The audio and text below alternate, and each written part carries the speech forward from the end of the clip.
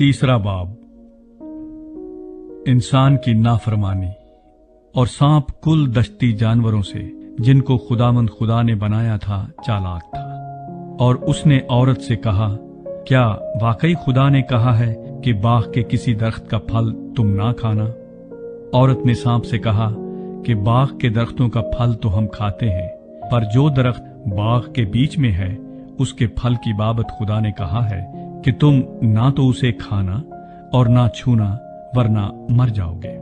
तब सांप ने औरत से कहा कि तुम हरगिज न मरोगे, बल्कि खुदा जानता है कि जिस दिन तुम उसे खाओगे तुम्हारी आंखें खुल जाएंगी और तुम खुदा की मानिंद नेको बद के जानने वाले बन जाओगे।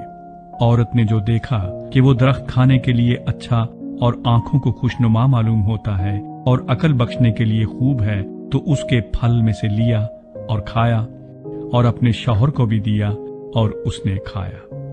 तब दोनों की आंखें खुल गईं और उनको मालूम हुआ कि वो नंगे हैं, और उन्होंने अंजीर के पत्तों को सीकर अपने लिए लुंगियां बनाई।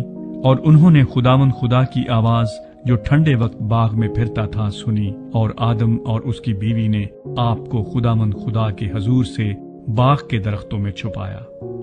तब खुदावंद खुदा ने आदम को पुकारा और उससे कहा कि तू कहाँ है?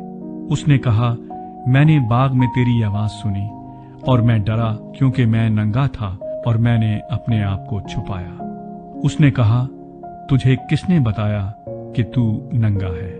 क्या तूने उस दरख्त का फल खाया जिसकी बाबत मैंने तुझको हुक्म दिया था कि उसे ना खाना? आदम ने कहा कि जिस औरत को तूने मेरे साथ किया है उसने मुझे उस दरख्त का फल दिया और मैंने खाया। तब खुदावंद खुदा ने औरत से कहा कि तूने ये क्या किया? औरत ने कहा कि सांप ने मुझको बहकाया तो मैंने खाया। खुदा सजा सुनाता है। और खुदावंद खुदा ने सांप से कहा, इसलिए कि तूने ये किया, तू सब चौपायों और दश्ती जानवरों में मलाऊन ठहरा। तू अपने पेट के बल चलेगा और अपनी उम्र भर खाक चाटेगा। और मैं तेरे और औरत के दरमियान और तेरी नस्ल और औरत की नस्ल के दरमियान अदावत डालूंगा। वो तेरे सर को कुचलेगा और तू उसकी एड़ी पर काटेगा। फिर उसने औरत से कहा कि मैं तेरे दर्दे हमल को बहुत बढ़ाऊंगा। तू दर्द के साथ बच्चे जनेगी और तेरी रग़बत अपने शौहर की तरफ होगी और वो तुझ पर हुकूमत करेगा।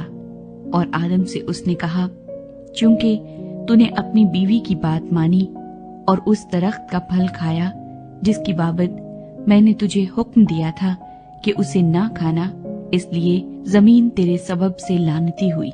मुशक्कत के साथ तू अपनी उम्र भर उसकी पैदावार खाएगा और वो तेरे लिए कांटे और ऊंट कटारे उगाएगी और तू खेत की सब्जी खाएगा। तू अपने मुंह के पसीने की रोटी खाएगा जब तक कि जमीन में तू फिर लौट ना जाए, इसलिए कि तू उससे निकाला गया है, क्योंकि तू खाक है और खाक में फिर लौट जाएगा।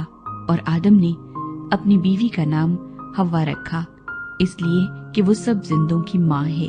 और खुदावंद खुदा ने आदम और उसकी बीवी के वास्ते चमड़े के कुर्ते बनाकर उनको पहनाए।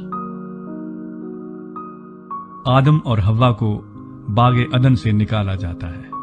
और खुदावंद खुदा ने कहा, देखो, इंसान नेको बद की पहचान में हम में से एक की मानंद हो गया। अब कहीं ऐसा न हो कि वो अपना हाथ बढ़ाए और हयात के दरख्त से भी कुछ लेकर खाए और हमेशा जीता रहे। इसलिए खुदावंद खुदा ने उसको बागे अदन से बाहर कर दिया, ताकि वो उस जमीन की जिसमें से वो लिया गया था खेती करे। चुनांचे उसने आदम को निकाल दिया और बागे अदन के मशरिक की तरफ करोबियों को और चौगिर्द घूमने वाली शोलाजन तलवार को रखा कि वो जिंदगी के दरख्त की राह की हिफाजत करे।